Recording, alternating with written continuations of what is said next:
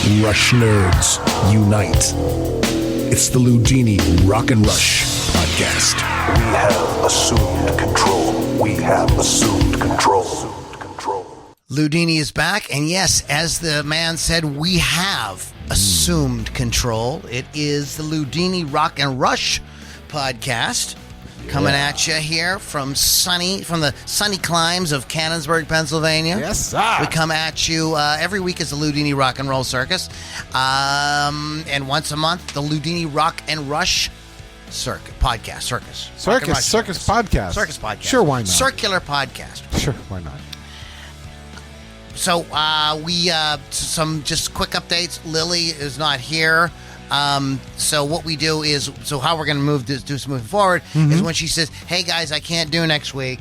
We're like, excellent. We'll miss you. Yeah. So Mr. Pittsburgh Kevin is here. How you doing, Mr. Pittsburgh? Hey man, how's it going? So that's what's going on. We're going to do a little Loudini stuff after. We're going to get right into Rush here in a second. Yeah. Quick thing though, check out LoudiniRockandRollCircus.com. Check out RockRageRadio.com, and please patronize Wolf's Customs at wolfscustoms.online for custom artwork done on your musical instruments. Yeah. Okay, so we wanted to get into it today. Mr. Pittsburgh is here. Hi. And we're going to go ahead and get right into this album. I've actually been talking about Counterparts Have you since now? it came out. Wow. I have a specific. Can you, Mr. Pittsburgh, do you have any specific memories or anything from that time when the album came out that, maybe how you heard it for the first time or? All right, so here's the dealio. So that's not what I wanted. That's not it.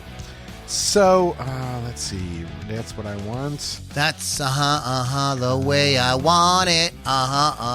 That's on Rush's new album. Is it really? Oh my gosh. All right, so what I'm doing is I just want to make... Okay, so here's the thing. When I would get a Rush album back in the day, I would listen from the first track all the way through, okay? That lasted up to Hold Your Fire. Now, Hold your fire. Hold your fire now. Hold your fire, motherfucker. After that... Can a motherfucker hold your fire? like with Presto... Wait, listen, goddamn Rush can hold your goddamn fire. Somebody help me. I'm excited. Have a beer. It's Rush. I'm excited. I know you're excited. I'm excited too. Now the thing is, like after that, like Presto and Roll the Bones and Counterparts and all that good stuff, I would get the album, but I wouldn't just sit down and listen to it. I would like kind of listen to it bits and pieces and pick out my favorite songs, and those are the ones that I would focus on. And so I don't think it was until Vapor Trails and Snakes and Arrows that I went back to listening to the entire album in its entirety. So when you said let's do Counterparts, I'm like, oh, today was the first day I actually listened to it from, and I knew all the songs, but I had never listened to them all the way through.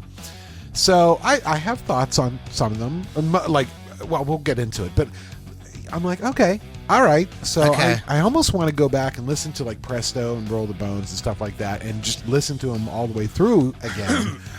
And, I was the first time I heard the album, money was too tight to mention, so buying this on CD was not going to happen. But I remember that it came out. I remember hearing the song Cold Fire and the song Stick It Out. Stick It Out. Yep. Stick It Out had a video on MTV. And I remember just loving both of those songs. Thought they were really good. And one night my girlfriend's brother and his wife came over, and we would basically drink, get high, and eat food till till you started to see the first rays of light coming through. You know what I mean? And we would play. He'd bring records. Yeah, we're playing for each other. Yes. You know what I mean? And we just talked about everything, life. Everything. And he came down and he was like, "Oh my God, have you heard this song by Rush? They're down tuned, and it's like so freaking heavy. And I haven't heard them do anything like that since their first record."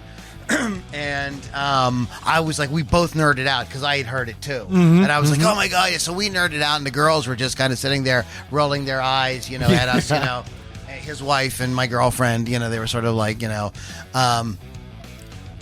And I just it was a record that I really, but I had no other way of it. The only songs I heard for years were Stick It Out and Cold Fire, and I didn't even hear those that much. Right. I'd wait for the radio to play it. Yep.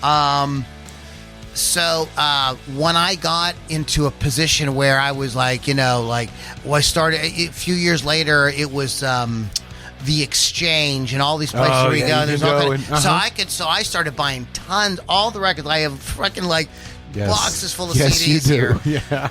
And I just bought absolutely everything that I always wanted to own, but never had the money for. When I was a kid, there was so many. There was bands that were peripheral to me that I liked, and I would have been I'll give you a good example, like the Michael McDonald incarnation of the Doobie Brothers. Sure. Those are records I would have liked to have bought, but I was just had no money, so it was super I can't really, you know what I mean? So I would just. So when I got to the point, I bought both Doobie Brothers' greatest hits. There was all kinds of records. I got Earth, Wind and Fire's greatest hits. I got Frank Sinatra's greatest hits. I was I got Elvis's. I was just going back to anything that I kind of liked, and so I got into a lot of music. But one of the records I bought right away, one of the first records I bought was Counterparts. Oh, okay. Because I just knew that it had to be a great record, and I had never heard Animate before, and I thought that's the song that opens the track. Right. Yeah, the track that opens the album, the song that opens the album, the track that opens my Track ends butthole. up in your what? Yeah, so these things happen, Mr. Pittsburgh. Don't interrupt me.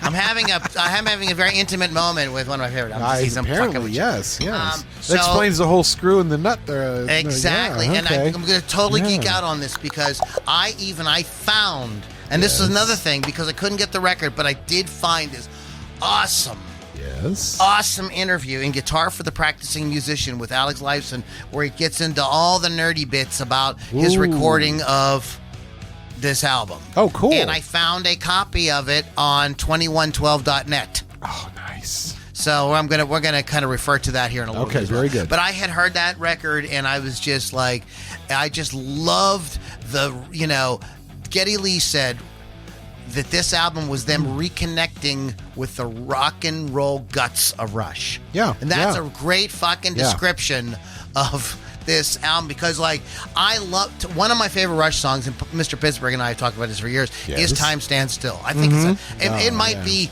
one of the top great pop songs of the 1980s. I mean, it's a really good pop, especially late 1980s when things were kind of changing around and stuff like that. Some of the early 1980s stars weren't as big. Hair metal was kind of we didn't know where that was going. Right. And but that song, and it was so neat that they teamed up with Amy Mann. Amy Mann everything was about in it there was great. singing. Yes. But to hear them sound like a fucking rock and roll band, I'm like, Jesus Christ. Also, I'm going to talk. I wanted to bring this up anyway, so we just might as well get into it right now. If I can get back to that. Here we go. Okay. There you are. This album is in great company in terms of albums that came out in 1993. Check out some of the albums that came out. These are seminal records, and fucking Counterparts by Rush is on the list. In there with them. Exile in Guyville by Liz Phair. Siamese Dream by the Smashing Pumpkins. In Utero by Nirvana. Ooh, look at that. Right, exactly. The Cranberries, Everybody Else is Doing It. Yeah. August and Everything After by Counting Crows, one of my favorite albums of all time. Yes. So let me see. We scrolled. Well, it's going to let me do something. Come on, Pooter. My Pooter ain't working. Somebody work my Pooter for me. There you go. 10 Sumner's Tales by Sting.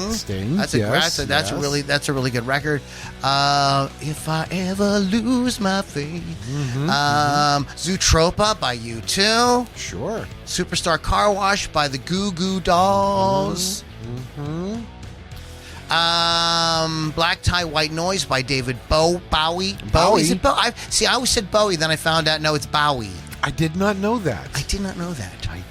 Get that. Hip. Go, get a grip. Get hip. No, get hip and get a grip. And by Aerosmith. So there was a lot of good albums. Oh, and the record. This is the interesting part. I was talking about album facts. Pearl Jam's Versus came out the same week, and that was the only thing that kept Counterparts from being number one. It was stuck at number two because Versus was just such a fucking force of nature when that album came out. Whether you're a Pearl Jam fan or not, you got to give the Devil's due. Oh yeah. So that's why, or else it would have been a number one album. But Counterparts is an album of right note, there. and it was a big record for them. They sold a lot of records. People really loved this album, and I think that like moving on from there, I don't think they. I think that they made an effort to retain.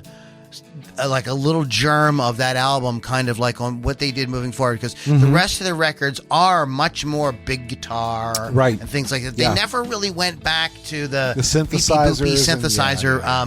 synthesizer thing. So this was a Counterparts is the culmination of their move away from the keyboard music back to the guitar. Alex Lifeson actually got pissed. There's they've those guys knew how to keep private lives private, and they were also smart enough to know that just because you have an argument doesn't mean I hate you. Exactly. Yeah. It was Geddy Lee, I hate you. They weren't children like people are today. Right. They realized that they were having a disagreement, and they tried to hear each other's points, and even though there was they found a way to work it out. Exactly. That's what adults do. 'Cause I don't know if maybe people in the 21st century don't know that. Yeah. Geddy, I hate you. Take your keyboard and shove it up your ass. That's literally what he said. And he said it just like that. And he was like, wait a minute. Why am I trying to find a way to work around the keyboards? Right. He doesn't say it like this in the interview. This is in behind the Beyond the Lighted Stage. Yeah. I would call it Behind the Gilded Cage. I call that name. The You movie called it everything, but I know what you goddamn mean. book. And but he doesn't say, he doesn't say he doesn't get like You're a bass player. he doesn't get like super pissy Knock it off. or not like, wait a minute. I'm like one of the greatest guitarists, one of the greatest power rock trios of all time. Yeah. Why am I playing second fiddle to a fucking keyboard? He doesn't say that, but that's kind of like the implication, his tone of voice and everything when he talks about it. He's like, why am I trying to work out parts to go around keyboards? What the fuck, Geddy? Exactly. Get your shit together. And I think this is one of those things where, I think those guys have they dealt with each other. They deal with each other with they have super respect for each other musically. So somebody starts doing something and it seems to be working. The other guys go, oh, sure, let's do that. That's cool. There's no super I have to get my ideas out. That kind of thing. Yeah. And so I think he was happy to go along. I am fucking rocked. Sorry about that, guys. Anyways, if I'm talking too loud, go listen to Joe Rogan. I should start fucking with Lou and start going. Oh, I was getting myself prepared, air quotes, and I may have prepared a little too well for this podcast. That's all I'm saying at the moment. That's fine. It brings out the excitement. I'm really excited, if you can tell. But so why would he be trying to work his way around keyboards when So. And people were saying this. Different producers were kind of going this is one of the greatest power trios in the history of rock and roll. Yes. They're still going. Yes. Cream, the Jimi Hendrix Experience, all that shit's gone. We still have fucking Rush. Yeah. What are they doing here? Let's get And I believe there was a movement. With some albums leading up to this, include Roll the Bones, Presto, Hold Your Fire, maybe. Right. Had Roll the Bones, we're more of a trying to get the guitar back in there. Although Roll the Bones has that rap. It was a joke, wasn't it? It was a tongue-in-cheek joke. Little rap going on. I remember hearing Still that. a kick-ass song, though. And wait a minute, Mr. Pittsburgh. I'm not going to say what you think I'm going to say. Okay. I'm not really going to criticize it, but I remember hearing it and going they have a sense of humor. Yeah, exactly. I mean, I was obviously not trying to be We're serious. going to be a hip-hop Yeah, band. they weren't seriously going hip-hop. But there were some there were some fans that were nervous, real nervous. Hey. Wait a minute, I liked them. Hey, Michelle, I could play some Rush, but not that Roll the Bones hip-hop stuff. Yeah, we don't want, when they went to their hip-hop period, I wasn't into it. And that wasn't their hip-hop period. That was, them. Gosh, wink, wink, nudge, say nudge. no more, say no more. That's what that was. So simmer down. Simmer down now. Simmer What? down. Sure. Now, simmer down. Exactly. Okay, so. Also, and another thing that I think is so great about this record, they come back to rock. right? Yes. But they do it like sounding like a band now or a current band. Right. It didn't sound like, like They went back to Zeppelin or like maybe because at that time, like in the early part of the 90s, bands like a lot of hair metal bands were still trying to put out records. Right. You know what I mean? And they really sounded, it was cringy. Yeah. This sounded totally grounded. It sounded like them and everything, but it had a contemporary sound. It fits perfect. Those other albums that I named, it fits perfectly in with all of them. Yeah, except it's a million times better than all of them, of course, because it's Rush. But in terms of the sound, the vibe, it's right there. Any of those songs were like, none of them sound like dated or weird or really like, oh, this would have been so out of. Especially when I heard Cold Fire, I thought that I was listening to that and I was like, man, this sounds like one of the this sounds like almost like a great. This is like Alex and Geddy said, yeah, we can write alternative rock, and and it's a great fucking alternative rock song. Exactly, it's fucking killer. I mean, Stick It Out is almost like a kind of like a grunge, only better. Yeah, it's like right there. Yeah, exactly. It's like what grunge was supposed to sound like. In other words, they took a lot of the sounds that were happening at the time and made them better because they were Rush. If Rush does it, it's automatically better. Okay, goodness gracious. So, let's talk a little bit about the production. Okay. Peter Collins, Irish Peter Collins. I don't think really I his need name? his thing open twice. No. We can just open one Peter You're Collins. just excited about Peter. Peter Julian Alexander Collins. Wow. Has produced records by Gary Moore, Bon Jovi, Billy Squier, Rush, Air Supply, Alice Cooper, Nick Kershaw, Suicidal Tendencies, Queensryche, Indigo Girls, Nancy Griffith, Jermaine Stewart, and you get the idea. Yeah. The Cardigans. Oh, I like to love he's me, worked with some love people, me. is what you're trying to tell me. Tracy Allman. Ah, Tracy, yes. The Brian Setzer Orchestra. Orchestra, you say? Exactly. Well, ain't that So some he, shit? in other words, he no slouch. No. He ain't no slouch now. No. But he was an assistant producer or worked with their producer, I believe, on one of the previous albums. Excuse me. Peter Collins, producer, who he co-produced Power Windows and Hold Your Fire. Okay. And so they had known him. Right. He was somebody right. in the Rush world. It wasn't some stranger. Lucky. But they kicked around all kind of ideas for producers for this. They were thinking about, well, should we go get some like young hot guy? You know what I mean? Like, wouldn't imagine like a Rob Zombie produced oh my god, a Rush album, or what was his name? What's the guy that produced Johnny Cash and all those guys? Oh, Rick Rubin. Rick Rubin. Okay, Yeah, Rick Rubin. Kenny Baker, who also happened to play R2-D2 in. No, I'm just kidding. I'm so lying right now. These are called lies. I say lies. I sit on a throne of lies, Loudini. that was him, right? I got to get Elf in this year. I'm behind. Oh, on my yeah, Christmas yeah. movies. So he ended up producing the record. He's an interesting character. I watched his segment in help me with the name of the movie. Beyond the Lighted Stage. Beyond the Lighted Stage. I'm going to go Beyond the Mr. Gilded Pittsburgh. Stage. Right. Good thing I'm here. So he was funny.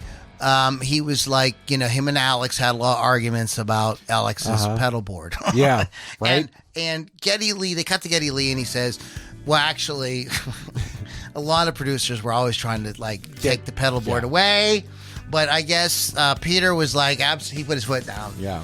And he said they would go out. He says we resolved a lot of things. And Alex says, over a few drinks. So apparently, they had some contention, but they ended up with a great fucking result. Yes. This is Alex Lifeson on this record. Let's talk about Caveman Shirely first before we get to Caveman. Caveman. He's a South African-born music engineer, audio mixer for many artists, including Aerosmith, Black Rose, Silverchair, Journey, Iron Maiden, Led Zeppelin, Joe Bonamassa, Wow. So Dream he Theater. is. Yeah. Look at that. Yeah, Dream Theater Europe. The final countdown. Thank you. We'll be here all night. Springbok Nude Girls. I'm gonna have to Oh, we're check gonna out have to the check that out. Springbok Nude Girls. Anything with the word nude in it. And girls, because I don't want to. Well, yeah, I could go the wrong way. Nude guys. No. No, thank you. Yeah, But, yeah. yeah. So they brought Kevin the Caveman. they did bring the Caveman in Nice. on this record.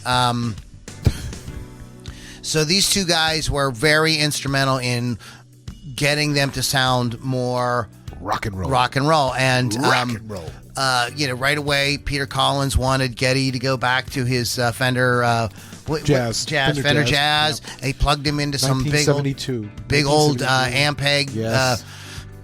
cabinets. Have you ever seen that Ampeg cabinet? It's like the most famous one. It's a Ampeg. It's 810s. Yeah. It looks like a refrigerator. Yeah. My the band I was in, Hemlock House, the drummer was in a band. I can't remember the name of the band, but their bass player had that, and they'd play little venues with that huge thing. There's and guys they always, who would only take that. Yeah. With Yeah. It does tease sound and fucking mercilessly. amazing. It is like such a classic Yeah. sound. It's really cool. Excuse me. But he was, so anyway, so it was like rigs like that. There's like great classic rigs that they brought back. Alex on this album got introduced to him, and his guitar tech started talking about what they wanted to do on this record. Mm-hmm. There was an entire conscious effort though on this record to go like, how do we blend a more free, loose kind of thing with still, some good structure and songwriting and arranging and cool tight parts and stuff like that. So they were like intentionally trying to. Them and working with Collins and Shirely, on kind of like getting a kind of back to basic sound was kind of also their mindset as well. It wasn't like they wanted to go in and record I don't know, Signals, part two or something. Right, you know exactly, what I mean? It was like, no, they knew that they wanted to do something a little bit different. Also, they were, Primus had opened for them, and they were really excited by Primus and loved what they were doing. And they said they also really loved Pearl Jam. They really were just kind of. Interesting. So this was, they had their ear to the ground. And some bands do this really well. They can keep their ear to the ground and work in new sounds and current sounds that are happening, and they don't sound like they're pandering. Like they're trying too hard. I think the Stones had good luck with this and not so good luck with this at times. But I think "Miss You" is a disco song, and it's probably considered one of the Stones' greatest fucking songs. Yeah. I always take up for "Emotional Rescue." It's a very kind of bizarre, overtly. I love "Emotional Rescue." Disco song. Different. It's just so but it's different. very out there. It's, but they did it in their own way. So I think that Rush is kind of like, again, they have their ear to the ground. They're listening to things for years. You started getting influenced by new wave and keyboard-oriented music. They really love the Police and stuff like this. Now they're going like, well, what's going on in the world? We don't. They don't. I don't know if they were. I don't think they were necessarily going like they don't want to be dinosaurs, but I think that they had that vibe that there was something changing, and they wanted to be part of it. They want to progress. Yeah, they want to progress. And somebody in that documentary. Oh, sorry. Beyond the Lighted Stage. Why are you pointing at me? I'm pointing at you, fucker. It was some rock journalist or something was saying that, like, there's fans that want them to be a prog rock band for like the next 30 albums. Right. You know what I mean? And they have no interest in doing I mean? They have no interest in doing that. Exactly. It's interesting that, Rush puts out moving pictures. And everybody praises it. Right. Metallica puts out the Black Album. Sure. And everybody's like, hey, they're true fans. Like, hey, you guys suck. Fuck you. You know what I mean? Like, could you imagine if, like, people said that about Rush, when they put it, you're selling out. We'd have to kill them. It's just like, and then they might have had a few fans that, were hardcore. Yeah. The prog guys, they get out there sometimes. But the band was, without pandering, had found a way to create a more grounded sound. Yes. You know. Yes, they did. This also was the album that prompted the recording of this album in this tour. It was the thing that prompted Neil Peart, arguably the greatest rock drummer on the planet at that time, to actually go get drum lessons. Yeah. This changed his whole way. It was this record yeah. where he decided he just didn't like what he was doing. He said something very interesting, that he had been playing to click tracks and sequencers and everything, and when they went to record this album and they were trying to do something more free, he says he felt like he was just too like locked into that, and he couldn't float around. Kind of restrained. Yeah.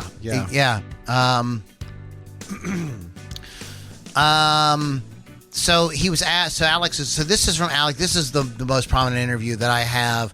I don't know. I could get talked into reading the whole thing, but so we're just going to kind of go through some of the questions. How did the making of Counterparts compare to recording other albums? Okay, it was fun to make. Everything just happened. There were no real hurdles that we had to go through, and it just feels right, you know? Results are very apparent on this one, and I think probably Moving Pictures is the album for us that's very similar to this one. Made the same sort of way. I remember that being a lot of fun and everything really happening on that record. So in other words, it was like a cool vibe in the studio. Yeah. We were chilling, we felt good about what we were doing, we were happy to be there, we were having fun. Did you play live in the studio? He goes, I did all the guitars in the studio, but we didn't play live as a band. So he kind of goes on to say that it's not something that Rush had done even for like a long time. Right. This is not really how they did. Everybody just kind of does their own parts. They do their own thing. Yeah, they just layer their parts. So here's what he goes on to talk about how instead of playing, most guitarists will record their parts in the control room, listening to it through the monitors. Right. That's what most guys do. But there was a time when you stood in the studio with the amplifiers. Oh yeah. And with headphones on, and you did it that way. You played your parts that way. But he says he did all. He said so. This is what he meant by he did all the guitars in the studio, meaning he didn't sit behind the desk. Right. He said so. He talks about the difference that makes. The fact that the guitar is vibrating against your body means you can feel it through the wood. You can sense it going through the pickups, the sound of the guitar coming back through the pickups, and all of that. It's definitely worth it. Plus, the way we recorded the guitars for this record made a difference in the end. But I think probably the major difference is being in the studio and playing. I really enjoyed that a lot. So it doesn't take much to encourage a guitar player to stand next to a really loud amplifier and play. Right. That's what we all like to do. That's what makes it fun. So that's basically how they did it. Instead of sitting behind it in a kind of a controlled environment. And he goes on to say that, and this is very true, when you're sitting at the desk and you're doing it, you're constantly distracted. Because what happens, you take the part, and then people start talking to you. You know what I mean? There's always 3 or 4 people that want to start talking. Or if you're doing it yourself, now I got to stop thinking about or being in the guitar zone, and I got to go back to edit, back up, switch, then I've got to pick the guitar back up and do the next thing again. So I'm like not staying in the guitar vibe. Whereas if you're in the studio room, in the room with the amplifiers, it's just you, the guitar, and the amp. Just you and the guitar and the amp and your headphones, and the guys out there together, and there's nobody trying to chit chat with you. Say, hey, you need coffee? We're gonna, what time's lunch? You know what I mean? Or the phone rings and somebody's got to go do something. It's like you don't have to deal with any of that. You can just be in your zone. Musicians love that, by the way. Oh yeah, that's like one of the most satisfying things in being a musician is just finding that zone and being in it. He talks about the songs are more visceral, more rock-oriented, more direct rock approach. He said, yeah, for sure, certainly in that way. It was that's how it was recorded. We went right back to the very basic style of recording. The engineer that we got to do this is Kevin Shirely. That's his style. He doesn't like to clutter it with all kinds of crap. He goes in and moves the mic around until he hears the top end, until he hears the bottom end, until he hears the mids, the way he wants to hear them. And once he's achieved that, then he knows that that's the sound. It's not going back in the control room and tweaking the EQ until he's manufactured a sound. Okay. So it's like he was very much more about like, let's just capture what's here. Do the best we can to capture what you got, not try to fix it in the mix, as they say. Right.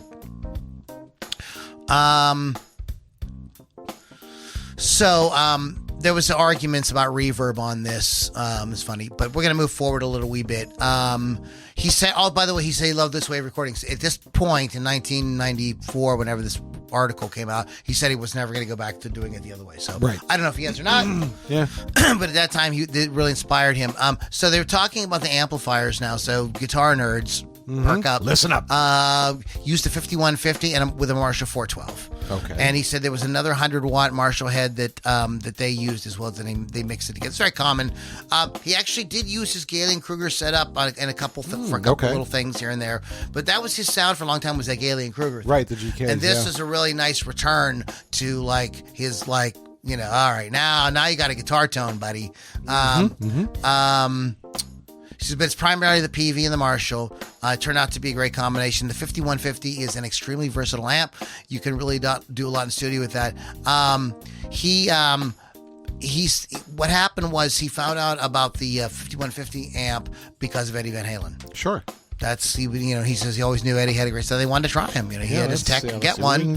And let's see what we can do. At that point, when you're Alex Lyson, you know what I mean. You don't got to look how much I got on my credit card. Right. You just tell your tech and you say we need a 5150. Yeah.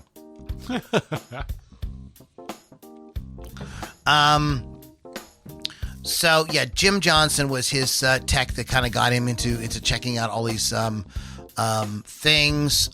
He's talking about what he's going to use on tour. He said they're going to use Marshall stacks on tour. He says, it's been a really long time since I used Marshalls on stage, but I kind of like the idea of having a few stacks behind me. Yeah, rock and roll. He said he went to see Eric Johnson in Toronto. I went down to say hi when he was playing a semi-outdoor gig. When he toured with us on the last tour, he had a real mishmash of gear. He had Fender, Twin Amps, Marshall, something else. When I saw him, he had a row of Marshall stacks, and I thought, God, that really looks great. I'm going to have to go back to that. Thank you, Eric Johnson. Thanks, buddy. And he's talking. They kind of talk a little bit about the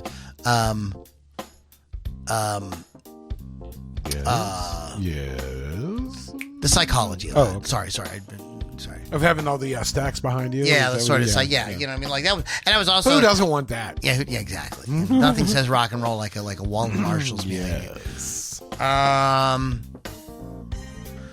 So he starts. They get into some of the songs here. They talk. I'm just trying to think if there's anything that really jumps out that I want to get you guys with. I put a link to. If you want to read the full article, you can. What I want to talk about now, Mr. Pittsburgh and I are here. I want to actually. I want to go song by song. Okay. And let's just kind of have little chit chats. Real quick. Yeah. Chit chatty chit. Oh yeah. Somebody help me. Somebody stop me now. Somebody help me. Somebody put the kibosh on it.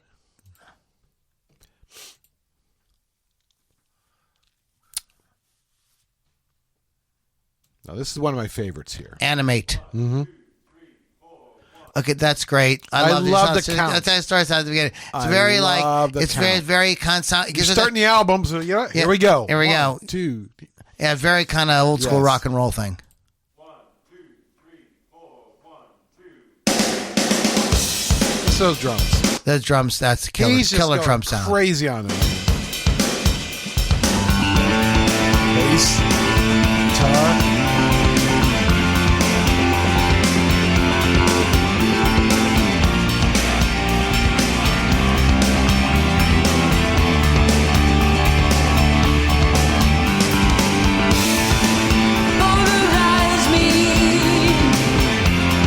Really, who comes up with that? Well, first of all, when they started playing that, I remember when I first heard the song, I thought they're going to play a different part before the vocals come in. That's just the intro. Right. No. Nope. That's it. They start Let's singing go. over that part. Dude, that's crazy fucking shit to sing over. Sensitize me.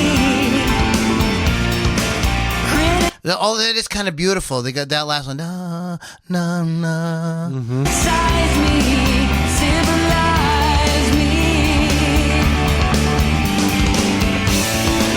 Compensate me.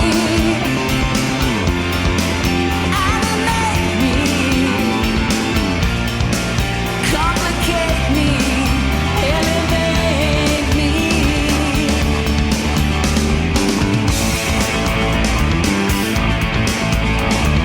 Colors in my God. So they changed the riff here, but that first part's really interesting because it seems to me like, and maybe I'm hearing, maybe this is what you're hearing is Geddy and Neil are really busy.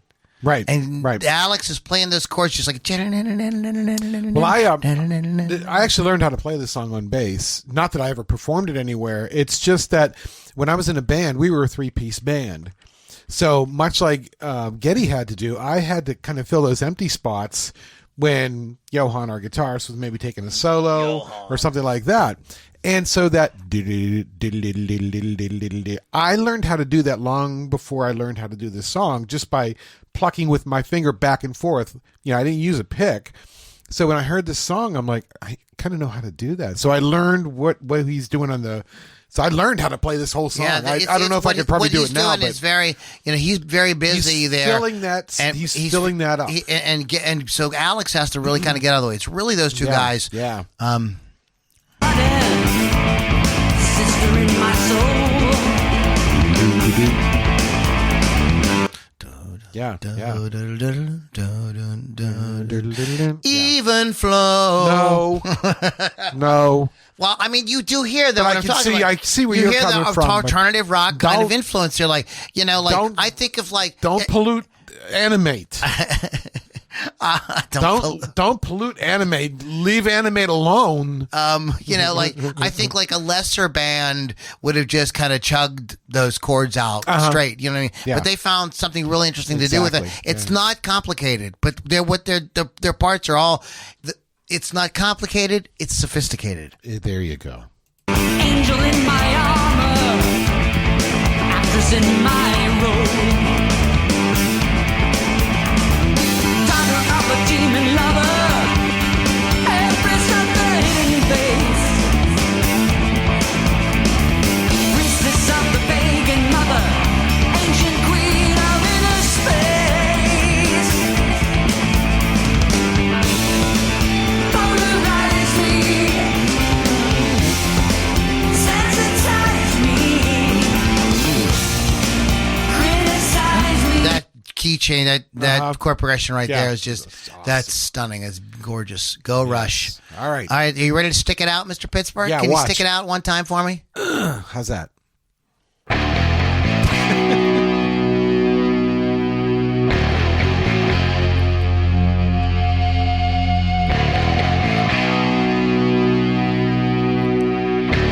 You can hear the guitar feeding back. So that's him. You get that by standing in the room with the Exactly. amplifiers. Yeah. Probably loud as fuck. That feedback's fucking I love great. it. Trust to your instinct if it's safely restrained. Lightning reactions must be carefully trained. Heat of the moment, curse of the young. Spit out your anger. Don't swallow your tongue. Stick it out. Don't swallow the poison. Spit it out. Don't swallow your pride. Very much in the spirit of something like Soundgarden. You know what I mean? Like it's But it's Rush. but it's Rush. No, Yeah, it's definitely. yeah, But it's that's the definitely thing. Yeah, got yeah. that like. It's got that feel to it. Yeah, But yeah. you No, know it's who very it cool. is. Yeah, that's very cool. This is just a fucking sick riff. I could just play the whole song, but let's move on. No, that's not what That's not it. That's not That's it. not it. That's not it. Come on, cut to the chase and get to the next Let's one cut here. to the chase and get to the next good. song here. Let's get right to it.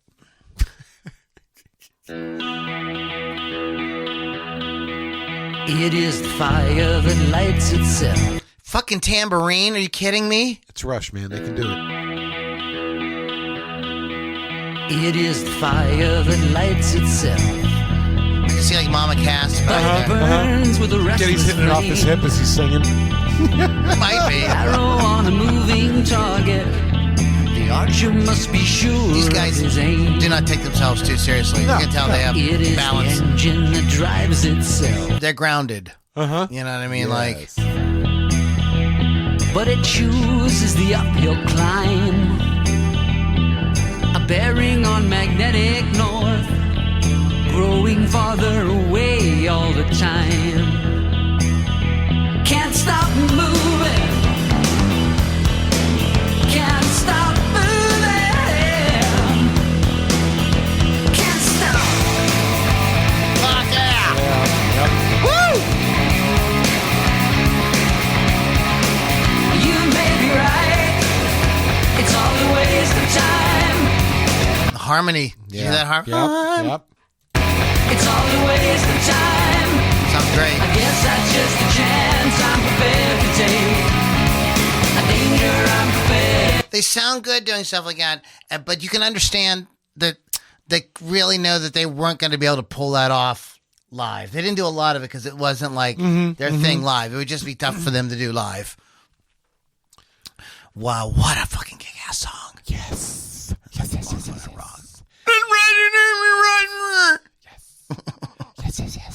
Oh, this is an interesting song. Yeah, I like this song. We'll play a little bit of Nobody's Hero for a second.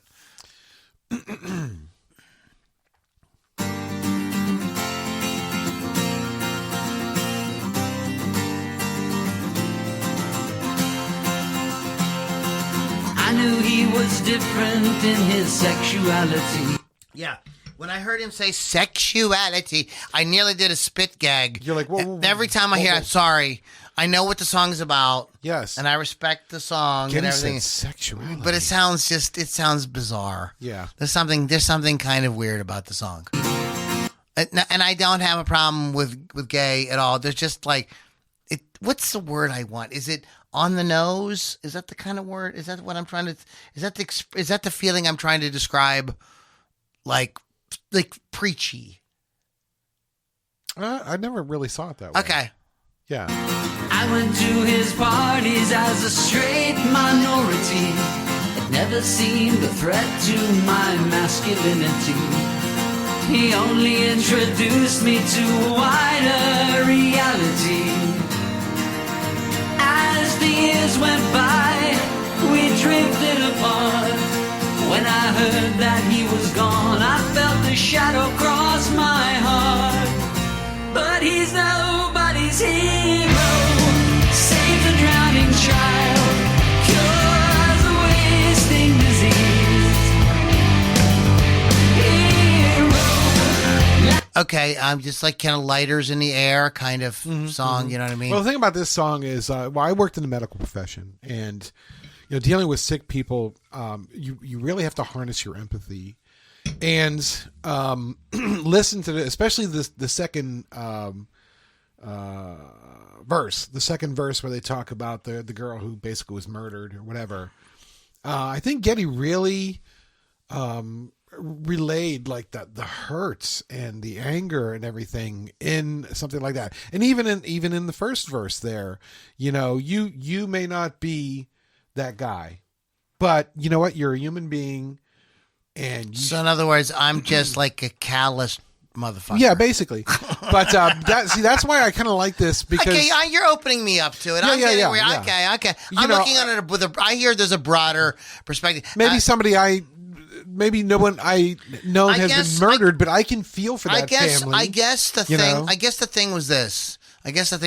Was this because it's inspired by Neil's gay friend, that he worked with in London, and he considered this guy as a role model, and he prevented me from ever being homophobic. Okay. And when they drifted apart geographically, he found out that his friend had died of AIDS. Yeah. So certainly not like his life was in vain, but his heroism was in a very small arena.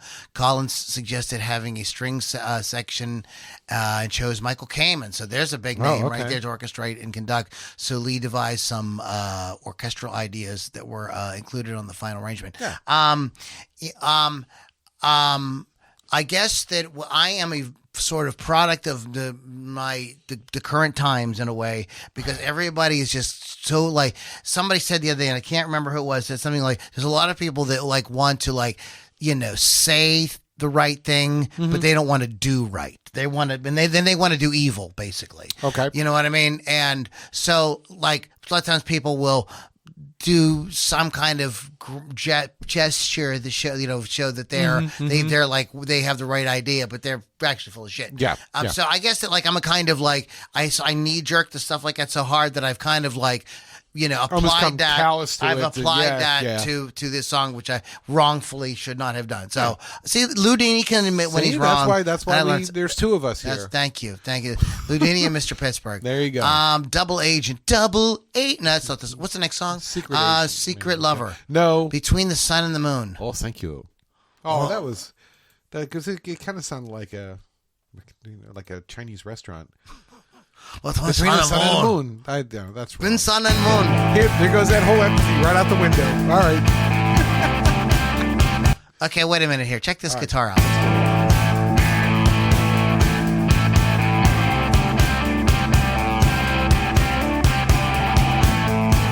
Sounds like some kind of open tuning. Yeah. Reminiscent a little bit of, some of the ZZ Top kind of thing, or the Money for Nothing kind of thing. Right. It's not that sound, but it's, Yeah.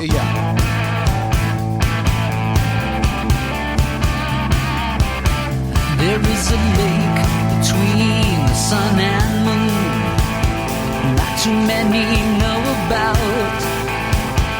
In the silence between whisper and shout, the space between wonder and doubt. This is a fine place, shining face to face. Those bonfire lights in the whole album is great. Up to this point, loved it. This is the first song that Mr. Pittsburgh and I are both sitting here kind of headbanging to. We're like, your heads are kind of going. I mean, it's straight up. It's fucking great. It's great to hear them just play rock and roll. the sky, the space between, wondering why. Yes to yes, to yes. Why the sun? Why the sun? Yes to yes, to yes. That's a nice chorus. Very good. Good. Yes. Good show, lads. I like it. Good job. Oh, yes. Very good. Yeah. Right. Right then. Right. All right. Next up on the show. What was that? Hold on. I don't do it.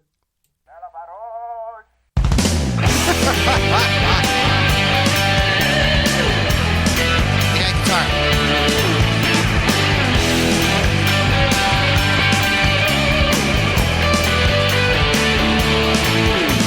He's got the harmonics in the field. The very first lick ended with like a little feedbacky thing. Yeah. So, and I'm not sure, and I don't really want to get there right now, but I believe that this is Paul Reed Smith guitars. I don't believe he's playing a lot of Les Pauls. I think it's primarily this is when he really kind of came out with the Paul Reed Smith thing. Yeah.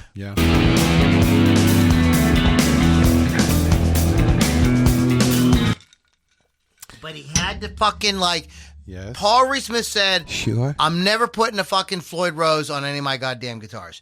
Guess what he did after he started hanging with Alex Lifeson? He put him right Put on a there. motherfucking Floyd Rose Right on. on there. God Told him not damn to. you. Told him not to. You and I, we are strangers by one chromosome.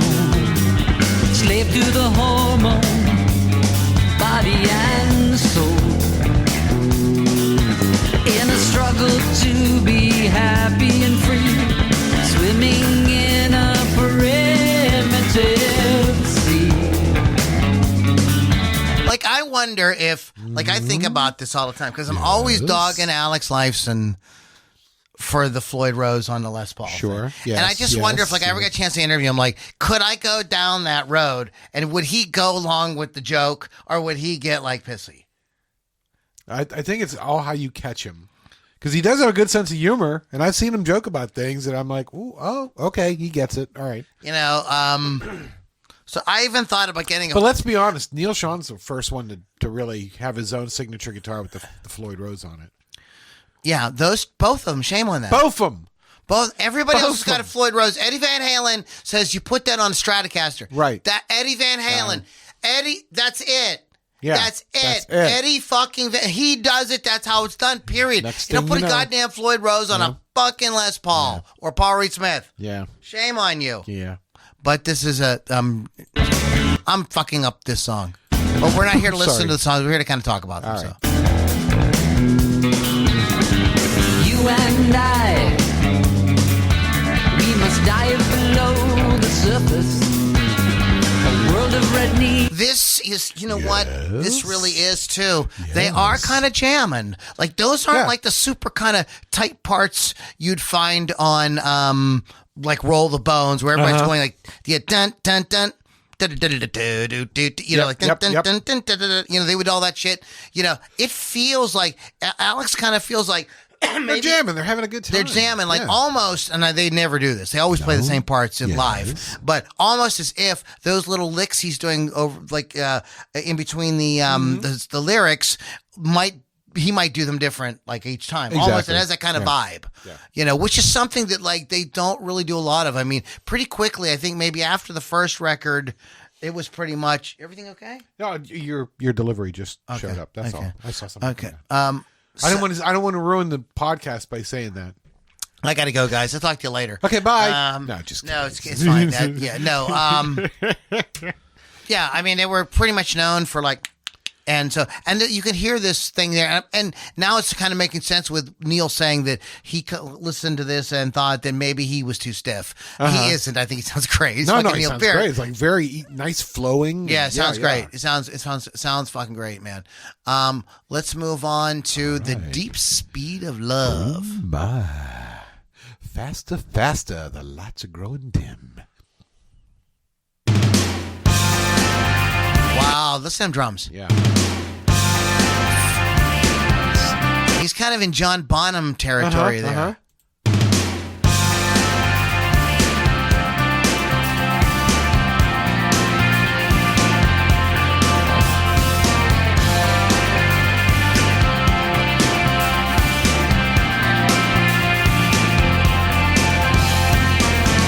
Love is born with lightning bolts, electromagnetic force. Okay, Alex Lifeson talked about this Uh-huh. in that interview, and that's not keyboards. That is him playing through one of those Yamaha SPX90 reverb delay things that were very popular at the time. All right. And he's using volume swells. Okay. You can do a lot Okay. with volume swells. You can do a lot. You can do a lot. Yes. Yeah, that's a very cool song. There's a gazillion songs on this record, and we need to go. Okay, so we're keep going. going. So that was a good. That's a great jam. It's just going to kind of move forward. Yep. Double Agent Man. I don't think that's the song. Oh, that'd be great if it was. Though. No, I don't know wait. about that. Okay, I thought I was going to fart. I'm good. Where would you rather be? Over here. Anywhere, What? anywhere but here. When will the time be right? Anytime but now. Anywhere, anywhere but here.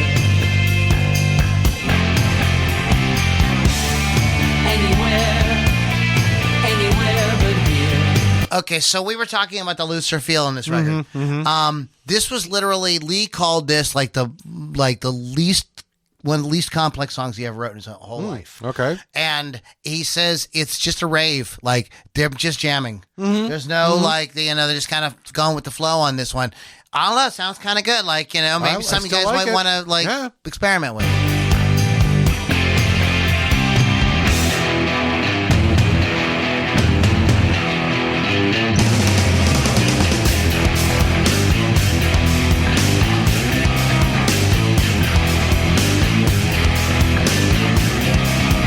Edge of sleep, I was drifting for half the night, anxious and restless, pressed down by the darkness, bound up. He admitted that it was very self-indulgent. Self-indulgent, yeah. Him just sort of fucking around, like, we'll just do this thing. Being Whatever. silly. All right. Leave that thing alone. Hey, you kids. Leave that thing alone. Hey, Keisha, leave that thing alone. But this is the instrumental track, correct? I believe so, yeah. I could be wrong.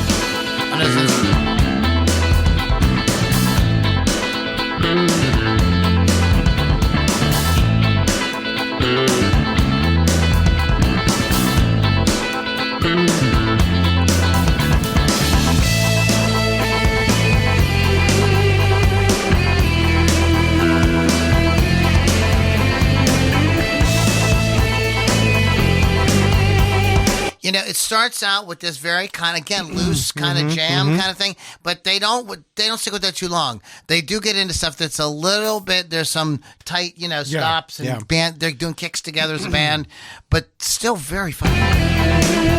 Like, that's kind of, I love this sort of ethereal kind of, a passage to Bangkok kind of thing. Sure.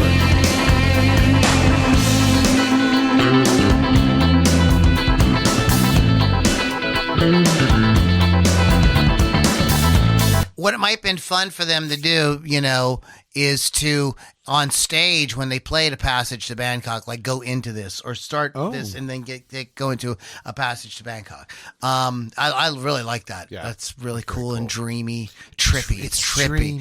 Okay, here's I don't know what the thought was on this, but y'all fucked up because Cold Fire is one of the absolute best songs on the album. It should have been. This should have opened the album. Okay. I would have gone. Cold Fire. Stick It Out, Animate. Okay. That's how I would have done the album. Well, they should have called this could have been the difference, guys, between the number 1 spot and the number 2 spot. You guys fought with Pearl Jam all that time. Maybe, this could have done it. Maybe. Just saying. I'm just saying. All right, there you go. I'm just saying. No offense. I'm just saying. No offense. I don't mean nothing by it. Okay. Like the second I heard that, listen to that right there. I'm in. When you hear the chugs. That's where I got it. That's where I got my chugs from. So what are your influences? Well, I got my chugs from Alex Lifeson.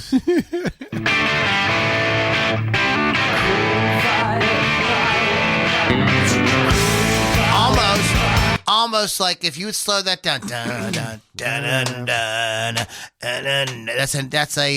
That's an AC/DC kind of thing. Almost, you know.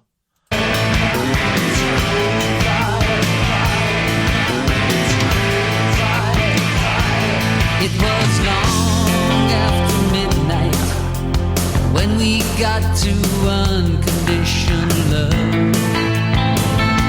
She said, sure, my heart is bound. And at least in this part right here, Geddy's playing very restrained. Yeah. He's just kind of playing the chord changes and rocking with the groove with the drums. But don't push my limits too far.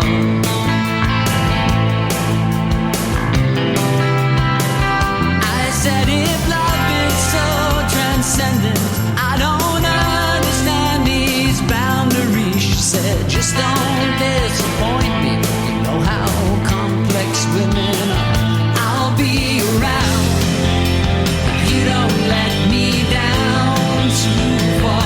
I'll be around if you don't let me down.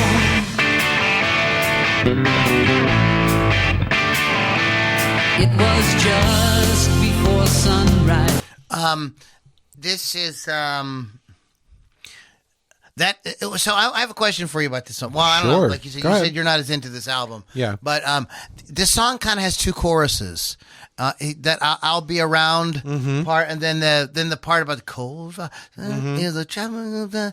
It's a cold fire. Yes. You know what I mean? Like it has like two choruses. So I'm like, which one's the chorus? Exactly. You know, like Exactly. Well, and see, Rush was always doing stuff like that. Yeah. You know, this is their like. They're not going to just like make. Okay, close your ears. They're not going to just make a Pearl Jam album. What? You know, I mean, they're not going to do that. They're not going to just make a Dave Matthews Band album or something. No, they're going to like they're like, yeah, we love his music. Like, We're still let's Rush. check this out. Yeah, let me we're try still- this. But we're put still this with Rush. that, and- we got to do it in the Rush way. We can't just, you know. yes. I think this is what happens when it becomes cheesy is when the band is like they completely throw away who they are just to go do something because they think that it'll appeal. Right. They'll get a hit song, you know. Yeah. That's always like nobody likes that. That's like a clingy girlfriend. You know what I mean? That's like, ugh. Yes. But Cold Fire, and the album closes with Everyday Glory. We're going to give a second on that. Everyday glory.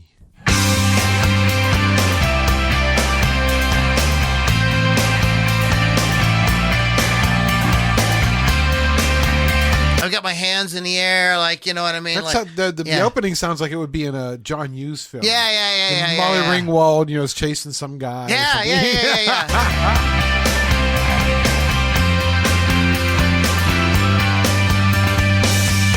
In the house where nobody laughs and nobody sleeps.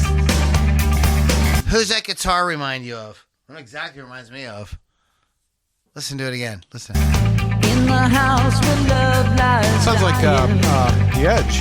Yeah, he's yeah. even using the repeats as like part of the riff. Exactly, yeah, You know? yeah. I thought that like right away when U2 came out, I thought that I heard, and I never heard him say this, but I thought that I heard Alex Lifeson making little like picking up on little things. yeah. Like as soon as U2 Yeah. came out, I thought that I heard You're like, him like kind of okay, like you could tell. It's like yeah, I think yeah. Alex Lifeson likes U2. Yeah. Um, I like him too. I like you too, and you too.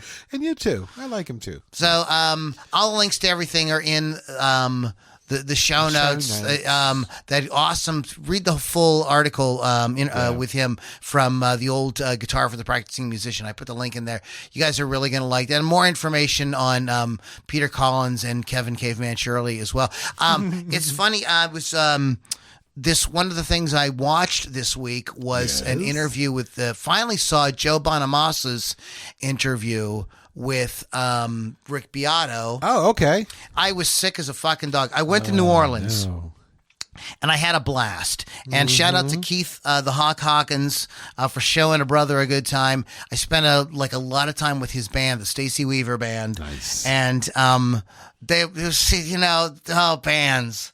You know, Yeah. it's just like Yep. they had all the band, stuff going Stuff on. going on, You know what I exactly, mean? yeah, There's yeah. this guy that's like this, but that guy's like that. And there's like, just the little band dramas that you have, And it was really fun. They were super cool guys. I enjoyed getting to know them all. They're wildly, insanely. Everybody down there, I think, has what they call Southern hospitality. Yeah. You know what I mean? Yeah. I think people just tend to be people are much more apt to just start talking to you and stuff, But I met tons of great musicians down there. I had a lot of fun.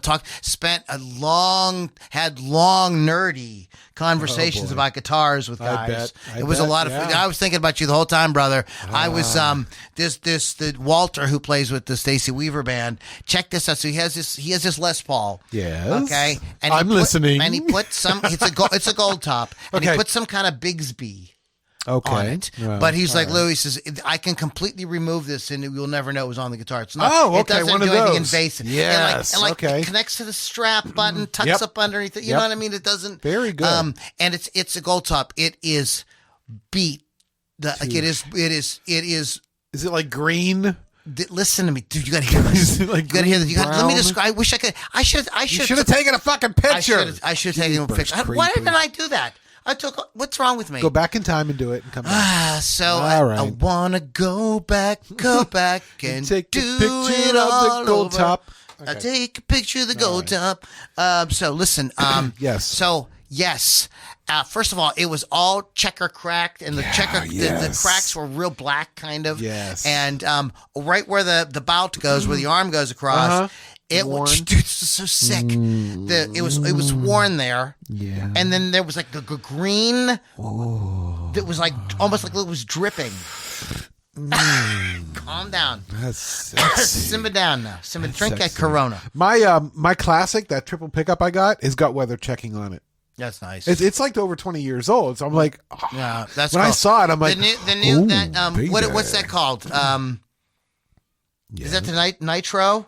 Yeah, it's the nitro, basically cracking from the colds to right. warm. The new finishes don't do that. That's a shame. Yeah, the new finishes don't do that, and you have. Sexy. Well, they went to that because they were like, "Oh, these guitars are wearing out. Like we want them to last longer." Right, it makes which total I can fucking see. sense. Makes total sense. Paul Reed Smith's done that from the very beginning. He was a pioneer in doing that, where like it won't crack. Crack ain't whack. Whack. Crack is whack. Crack. That crack is whack. Finish crack is whack. No, it's not, man. I think it's hot, man. When you see, look, I don't know what your opinion of relic guitars are, but I look. If a guitar is going to look weathered, it should be weathered naturally from years of use. That's the way I look. I'm not paying extra for some guy in a lab with a razor blade cutting into the finish. You know what I'm saying? I'm just saying. No offense. Just saying. I don't mean nothing by it. I have a guitar that I relic to myself just to play. It's that Telecaster? Telecaster. Jeez, it looks fucking awesome. beautiful. People will come up and say, "Well, dude, what year is that Telly?" I'm like, 2001. You know. But in any like case, that? anyway, in any case, so I will tell you my thoughts on it. I was much more like you for my initially, Yes. but then one day I saw somebody playing a Charvel with a it looked what they call it, the lava rock finish. Yeah, I you know know what I what you mean. mean. I'm talking Yeah, about that red. yeah. You know what I mean? It's really crazy and everything. And I said to myself, wait a minute, what's the difference between relic and that? Yeah. It's just the design. Yeah, it's just the the design. style. Yeah. You know what I mean? Like, so like I sort of took the whole thing out of it. I think it is cooler, but here's the irony of what you just said. Go ahead. If the guitar is naturally relic through wear and stuff like that, it does not fetch as much on the used market. The relic guitars, like they're stupid. Oh, I know. But the guitar, because they'll be like you if you look at the descriptions in Reverb, they're all like, yeah, it does have a few nicks and dings. Yeah, it's a player's guitar. Yeah, like like exactly like it comes that's from the the kind of custom shop relics. Oh, yeah, exactly. Like I love that, dude. Like I don't mind that one bit. This Paul Reed Smith I have right here. Somebody fucking played the shit out of it. They fucking loved that guitar. Yeah, You know what that tells me? That's a fucking great guitar. Exactly. You know what I mean? Like it's a fucking great guitar. It was like somebody's baby. Yep. So I've got somebody who fucking loved that fucking guitar and played the shit out of it. You know what I mean? It's got all that kind of mojo to it. I find that's more exciting to me than like, oh, this is like a replica of the one Jimmy Page played on Led Zeppelin. I'm like, wait a minute. Is it the one he played? Is it the one he played? No, Because but it's no. Okay, then go away. Yeah, go away. Go away. Well, that's why I like my one Epiphone Black Beauties, because the like the gold pickup covers and stuff. It's all like what's the word? Patina. Patina. Yeah, patina. I love it because you know the guitar's been, and the fact that I thought patina was like a just like a nice Mexican girl. I didn't know. What is? She's beautiful. But anyway, but I love it, and I know that guitar has been played because, well, it's got a neck break on it. But it was you feel, if you run your fingers along there. I did a TikTok. We'll talk about this in a minute. I did a TikTok on broken headstocks because I own 2 guitars now with broken headstocks. I wouldn't trade them for the world. You're Mr. Pittsburgh. Sorry. Oh, I'm at the Pittsburgh. Go ahead. You do good. But anyway, yeah, and I love that Epiphone, man. I play that all the time, and I'm trying to make it even more worn. You know what I mean? Yeah. Maybe I'll take a razor blade to it. Throw it down the stairs. No, it's already apparently that's already happened to the poor thing. Well, that's the thing with the neck breaks, headstock cracks, and stuff like that are very common on Les Pauls. My beloved custom shop. And dude, I got to be very honest. Yeah. I don't like the guitar as well now. I mean, he did a great job. I'll give You him can't $50 tell, for it. but like it kind of broke my heart. Yeah. It kind of broke my heart that happened. I know. But that's. But see, I like my guitars beat up a little bit. Yeah, just like beat my up a women. lot. Oh no, I did not say. Oh no, you didn't. I wish. Listen to me, just Mr. kidding. Pittsburgh. I would Yes. love to. I would love. Wouldn't be bothered me if like we played a gig and it fell and the headstock broke. I'd be like, well, you know what I mean. Yeah, I was so playing a you was gig. playing You know the what I gig. did? I fucking picked up my sweatshirt and it caught on the headstock and knocked it down. Like what a fucking middle-aged bullshit reason. Yeah. Stupid. Yeah. What are you gonna do? Okay, so I'm not gonna get there. Let's move Move on. on. Move on. Let's move get on. to it. Speaking of Rick Beato interviews, Yes. anyway, so I watched the Joe Bonamassa thing, and that's where his Kevin Shirley came up. Okay. And I was like, okay. I was like, and then this is so interesting, so we came back to that. But anyways, Rick Beato, you must watch Rick Beato's interview with Nuno Betancourt. Nuno. You have to watch it, especially if you're a Van Halen fan. You don't have to, these interviews you have to watch. Just you can put it on the background, like while you're doing kind of stuff around listen the to house. it as you're like you were listening to the cleaning my radio. floor. Yeah, exactly. come over and clean my floor, and you can listen to it. And he tells some great stories about Eddie Van Halen. The story that he talks about the last time he saw Eddie alive is very touching. Oh, wow. It's a great fucking story. But he talked about how him and Gary Sharon met, and they met at some club in Boston. We were just another band out of Boston. He said it was like stepbrothers. Oh, really? And Did we just become best friends? Yeah, he says he was looking at this guy and looking, and they were kind of like, kind of being a little like, a little standoffish. And so he says, okay, on the count of three, say your favorite Queen album. Okay. And they both say Queen 2. That's funny. And he was like, what the fuck do you know about Queen 2? What the fuck do you know about it? And then they sat and had a whole bunch of drinks and and that's how they met. I think stuff like that. That's Stories really like that are cool. fucking awesome. All right. Nice.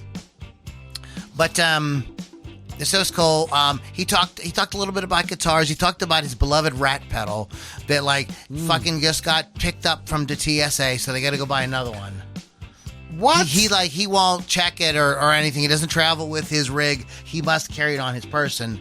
And he's just kidding me? It's What from did I the think 80s. it was? It's made at a certain time, and it's not like a Rat. Like I have a Rat you can go buy. I bought for Sharon bought me for $80 or something like that. You know I've what I mean? got an original, so I can. Yeah. But even go watch the Josh Scott mini documentary on the Rat pedal. I think I've seen it. There's 50 rats. Yeah. So he has Yeah. one of those rats, one of the ones that's like kind of rare from a certain time in the 80s that everybody loved. Is it the one with the green? Is it the white LED Right. or the Yeah. red LED? Yeah. Or is it the no LED? Which Yeah. logo? Blah, Yeah. blah, blah. Guitar players are insane. And Maybe I should he contact said that Nuno it got buy taken mine. away at the TSA. Oh my. And so he's really pissed. So he's got his tech looking, and they have to buy one on Reverb for $600 or something. So he's Wow. Wow. See. Wow. the guitar players, that was almost all bourbon. Ugh. Oh, yucky. Yucky alcohol. Ooh, hold on. I gotta get a drink. That's better. So, just real quick, I just wanted to wrap up the Les Paul story.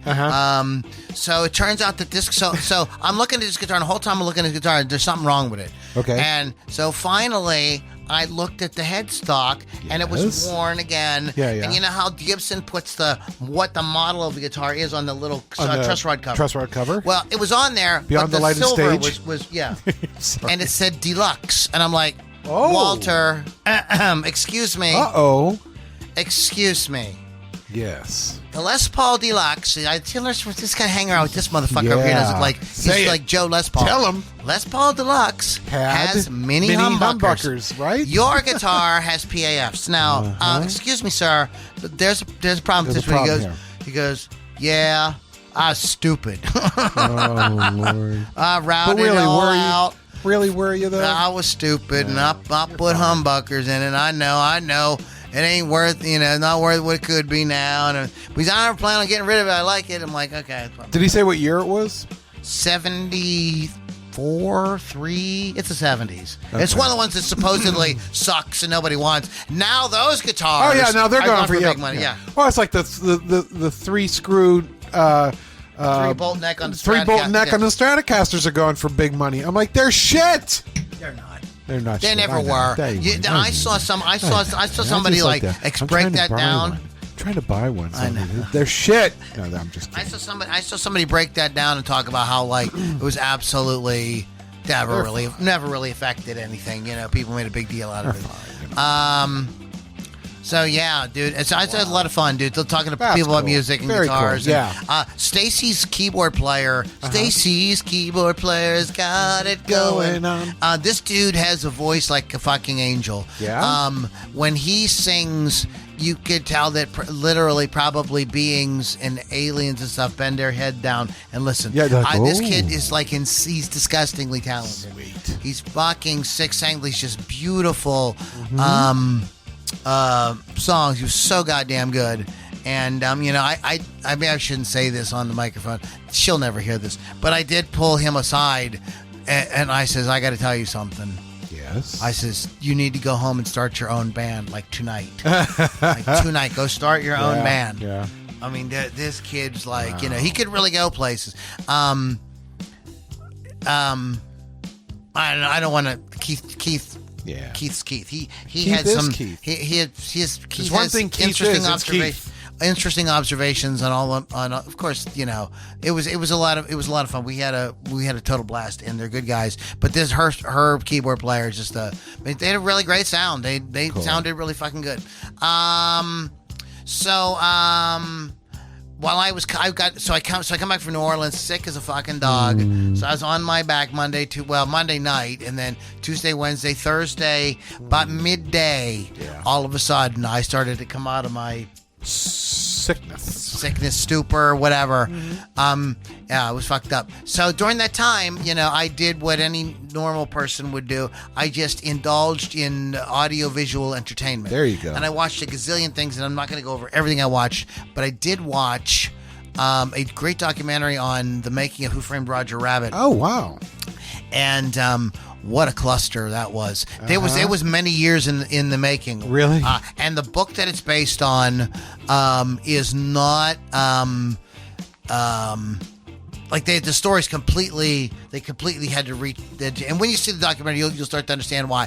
But they developed a new type of animation process. One of the to make the characters look like the light in the room. There was always a problem. Oh, with, okay, like, yeah, Pete's yeah, Dragon yeah. and Mary Poppins and Sure. stuff. The cartoon characters like stuck out like a sore dick because Sore dick, you say? couldn't light them with the rest of the characters in the Exactly. scene. Yep. So if there were shadows or there was sun coming in or they were standing under a tree or whatever, they just were what they were. Yep. You know, so they created a way to be able to do that. And the other thing they learned how to do was to be able to move the camera around. Typically on those things, you got to keep the camera in one still, spot and then, or yeah, what you that can't way you can animate it. over- yeah. Okay. And the guy that designs this revolutionary animator, he's a kind of like, kind of maverick kind of guy they found in England. And he's the one that solved all these problems for them. cool. So it was wildly interesting. You should check it out. Also, a couple of movies I want to mention. I saw some real pieces of garbage. Oh, my. I'll start with the worst piece of garbage I watched. Okay. This is probably the worst movie I've seen all year. Oh. And Exorcist Bloodlines. Oh. It's my god. Not good. It's you're saying? it's encyclopedically bad. Wow. Yeah, it's not even like Wow. it starts out with a semi kind of interesting, opening kind of sequence. It's like, okay, you know what I mean? It looks kind of intense. There's some stuff intense happens, but it's like literally that is the best part of the movie. The rest of it is like dumb writing, dumb script. People say stuff that's just fucking annoying. Saying the kind of same things over and over and over like you hear on this podcast. Hey. I'm just saying. And guess who's in it? The original Ellen Bernstein is in it. She's 90 years old. Oh, I did see that she was. Yeah, God bless her heart. Oh, my God bless her heart. God bless her heart. But that was not going to save it. They didn't give her anything good to do. It was like there was dumb stuff from, and actually I couldn't finish it. It was like Sharon and I started kind of talking after like the opening sequence because it was like yawn, and we're when's it going to get good kind of thing, you know. They pull out a few lines. The demon, whatever, pulls out a few lines from the original, you know, your cunting daughter, and you know, the whole time I kept on going, you know, your mother sucks cocks in hell. Yeah, there you go. You're just waiting for it. I was waiting for it. I may have said it. I didn't wait around long enough because we got about halfway through it. I'm like, we can turn this off. We're done. You're done. Going in order of total garbage to like moving forward to tolerable to like actually kind of interesting. Pet Sematary Bloodlines I was not going to see. Yeah. But I liked it way better than the Exorcist thing. Wait a minute. What was the Exorcist again? Exorcist Believer. Believer, because you said Bloodlines originally. No. That's what confused Pet Cemetery me. Bloodlines. Okay, but Exorcist Believer. Okay, Exorcist I just wanted to clarify Moving that for to Pet Cemetery Bloodlines. Okay, now we're going. All right. What this is? Are you a fan, or have you ever seen or a fan of the movie? I saw Pet the first Sematary? one. Yeah. Okay. So I know the premise. You know in the movie, there's a story where there's the Judd, played by Herman Munster. Yes. Okay. He said, you know, the guy asked him, "Hey, Judd, has anybody ever buried a person up there?" And he goes, "Oh God, no!" And he spills his beer and all that. Exactly. And then later on, he says, "I meant to tell you that part about not burying a body up there. Well, I wasn't quite right." So, and then he proceeds in that segment to tell the story of somebody who actually buried a real person up there. Yes. And it was this guy's son. He came. He didn't make it during the war, and his father was so bereaved. He put him there, and he came back. When he came back, it was a whole fuck up. And the whole town actually had to get together and like put the kibosh on it. Yes. This is that story. Oh, okay. It's Okay. I think that first of all, it's not nearly as terrible as I was expecting it to be. It's a totally serviceable movie. There are some things that don't make any fucking sense. There's a scene where two characters, one's chasing the other, in a hospital. Okay. In a hospital. Typically, right? There's like, you're probably not the only patient in the hospital, right? Usually. And there usually isn't just one doctor and one nurse, right? Correct. Okay, there's usually like orderlies and custodial staff and administrative, right? You know what I mean? Right. Even in this movie takes place during the Vietnam War. Even in the 60s. You would think, yeah. There's by the way, the movie has a great soundtrack. Okay. Starts out with Bad Moon Rising by there you go. Of course it does. Yeah. Yes. So anyways, so you think they're running, and this one character chasing the other, and like there's no other people in this hospital. Like somebody should jump out and grab the other, and they could have. The movie needed that to happen. They had to chase to get to the, you know what I mean? I see, yeah, and it was like, there was some things like that in it that were like eye rolls, you know? It takes you out of the film. It is masterfully shot. It really looks good. It's got some great acting by none other than Henry Thomas. Oh, okay. E.T., sure. And David Duchovny. He's really good. Duchovny, why don't you love me? Yeah, sure. He's really good. He's really good in it. Okay. Pam Grier has a small role in it. Haven't seen her in a minute. Yeah. It's very so some cool stuff like that. Beautifully shot. It has some good like gory horror kind of things that happen. It's not like, you know, it's not like a super tame kind of thing. All the younger actors, I think, are all totally solid. I like the sort of storyline, but there was just some logical inconsistencies and some stuff like that kind of like, and I think it had a couple pacing issues. But I think all in all, it's the right length. It's under an hour and a half. Oh, perfect for you. Yeah, it's an hour and 27 minutes. There you go. Yeah. You know, so you're in and you're out. I think it's like the right. I think a second more would have been way too long for that. It was just. Yeah. It was just right, you know. But if you're interested in hearing this, seeing that story fleshed out, check that out. And I want to conclude by talking about the movie Suitable Flesh. Oh my! Right, exactly. Sounds like a porno. Yeah, it does. So I want to talk about this movie. You can see Google knows that I already want to talk about this movie. This again has a great cast. A psychiatrist becomes obsessed with one of her young patients, who she later discovers is linked to an ancient curse. Oh my! Heather Graham Oh, I like is her. is in it. I like her long time, and if you know what I mean. Right, and the great, awesome scream queen that we grew up with, Yes. Barbara Crampton. Is in it. Barbara is also a producer on this. She has been producing films for a while. All right. Let's see here. But you say Heather Graham's in it. Heather Graham is in it. That's all I needed to hear. She's kind of the main character. She's pretty much She's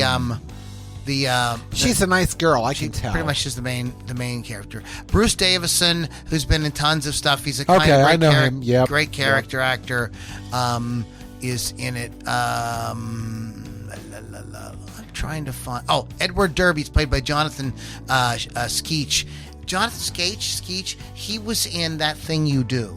Oh, He's been okay. in a few things, but that Sure. was his claim. I believe he was the main songwriter guy. Interesting. Fascinating. So it's so funny because when I said suitable flesh, you made that kind of like like it was my. insinuating it might be naughty. Yes. Well, It's not. it is. First of all, it's loosely based on The Thing on the Doorstep by H.P. Lovecraft. Okay. Yes, it is shot like a porn.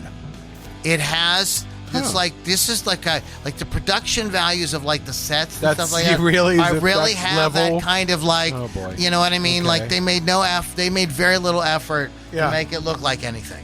Okay.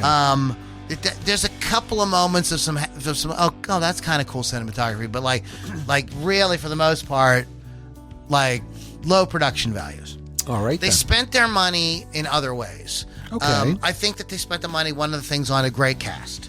Uh-huh. And they spent the money on really good practical gory effects. Because it gets gory as fuck. Yeah.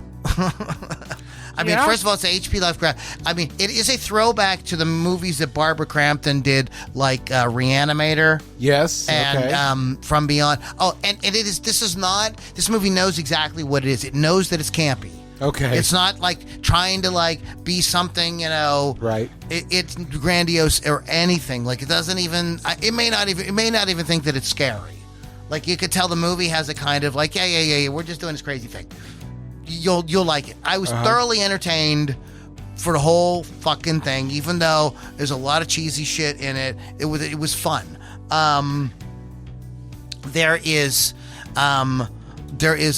It's very sexual. Oh. There's kinky sex. Oh. And some of it's funny my. because some of the reviewers, like on YouTube, just lost their minds because they're Gen Zers, Okay. and they can't handle it. They're like, this is really, really rapey. No. Like what? Wasn't rapey? Was it? That isn't a word. Yeah, rapey stop is not it. a word. Stop it. I like AC/DC, even though their lyrics are a little rapey. Okay, then. That's rapey. why I like them. No, that's not. You feeling a little rapey tonight? But no, there is like really just out there fucking sex scenes. There is a really hilarious discussion between the antagonist and the protagonist, where they kind of briefly touch on, and the antagonist makes a kind of they end up making a kind of joke about the future being female because this antagonist can. I'm going to just kind of give you a little bit of a spoiler. This thing jumps from body to body and has been a woman and has been a man. Okay. So there's a kind of like there's that thing in So it. it's looking for suitable flesh, isn't it? So yes, that's exactly what it's doing. It's Thank looking you. for suitable flesh. I'm paying So it attention. goes to man, to woman, blah blah blah, whatever. Right. And that is, I think, like the sort of what's the word? Well, the sort of like gender subtext to it. I think is really. I think it's actually kind of clever because again, the movie doesn't take itself seriously. Okay. It's not like trying to tell you a message or anything. In fact, I'm just sort of putting the gender subtext to it together now. Yeah. But the way it's handled in the film is very kind of felt tongue in cheek. Okay. It's there's chick fights, I like it raunchy already. sex, Oh my. gory practical effects. just crazy shit. The guy gets run over by a car, like, and then run over, and then run over, and then beat, and run. You know, just like, you know, it's like it's off the fucking top. It's over the top. It's off the hook. Mm-hmm. Check it out. That is the one movie that I would, of all of them, that I would say, if you like the kind of thing, if you like anything, if you're like, that was just too silly or whatever, like, you're not gonna like it. You have to go into it with, like, this is crazy, campy, funny, weird. We're gonna have fun. You know, we're not gonna, like, you know, that wasn't scary. And it's on Shudder. Okay. It's on Shudder. Very good. So, Mr. Pittsburgh has mentioned, how do people find you on TikTok? Because his TikToks are really fucking good. I'm really enjoying them. Thank you very much. So I'm on TikTok. You can find me at Pittsburgh Kevin, all one word, all lowercase. You just type, you know, if you're on TikTok, go to the little magnifying glass, just type in Pittsburgh Kevin, all one word, you will find me. I got a whole bunch of crap on there. I talk about some of the music documentaries I have, but lately I've been talking about my guitars and just little stories on how I got the guitar and how I think I did one today of how I learned how to play guitar. It's kind of entertaining. And Pittsburgh Kevin on TikTok, and I'll see you there. Yes.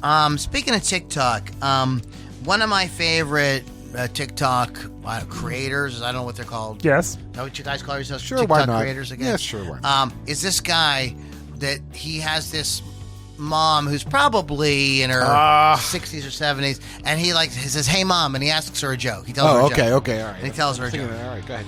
And so I heard this on Thanksgiving, and I have not been able to stop telling this joke to people. Okay. So this is what it's from. So he goes, you can imagine this, it's just this woman, she's eating. They're eating or something, you know. And like there's at least one or two other people in the room. You know, just kind of milling around at the kitchen table or whatever. Yeah. So she's eating, and he says, "Hey, Mom, what does a pregnant 14-year-old and her fetus have in common?" Okay. Uh-huh. They're both thinking, "Mom's gonna kill me."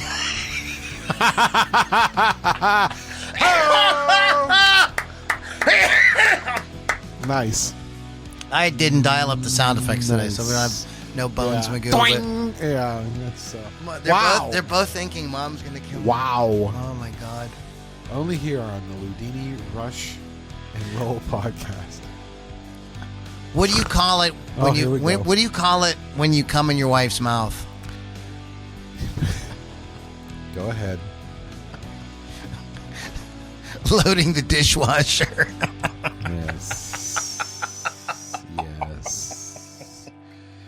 Yes. All right. So, Mr. Vince was like, "We're changing the subject." I got one too. Oh no, he's got one. Oh, look out! Now I'm going to switch the ethnicity to my ethnicity, Irish. Lou. So in other words, what he's actually saying is he's not going to tell a black joke. It wasn't a black joke anyway. Teasing. Lou, The joke was I'm joking about. I know. I was, you know. Lou, you want to hear an Irish marriage? I don't mean nothing by it. I'm just saying. No offense. Do I want to hear an Irish what? You want to hear an Irish marriage proposal? Okay, what's an Irish marriage proposal? Hi, you gonna keep it? There you go, ladies and gentlemen. It's okay. I can say it because I'm Irish. I'm black, so what? No, I'm just kidding. Oh Lord, no. If I come on the show in blackface, yeah, and I can say I identify as a black person, sure, why not? Then I can tell black jokes. Of course you can. That's the beauty of it. Until we go live, then we got some problems. And we got some problems. We would go viral, and we'd go viral in 5 minutes. Yeah. For all the wrong reasons. And then we'd have all the people out in front of your house protesting. I know. But the nice thing is I live right next door, so I can sit out on the deck and just watch it all. In the old days when people would just go like, be pissed off or whatever, nowadays people dox you and you show up at and then people show up at your house. Like, for the record, that is fucking uncool. No. Don't do that. Learn how to think a goddamn joke. Now, come on now. Simmer down. So, All right. all right. So next week, hopefully the Ms. Lily is going to be back. Let's hope so. I like her. And She's I have okay. I have a for cool a girl. idea. I have a cool idea for a show, so we'll talk about that. So hopefully we see how that goes. And go to LoudiniRockandRollCircus.com. Download the. There's no free app to download. That's the next.com, but.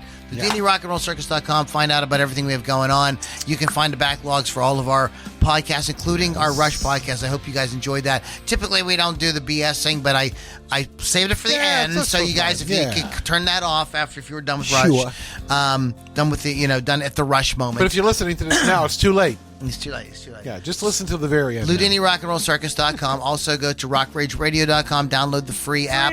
Yes, you guys listening, happy Sunday to you there over on Rock Rage Radio. Yeah. And Wolf's Customs. Wolfie. They do great custom artwork on musical instruments, so check them out.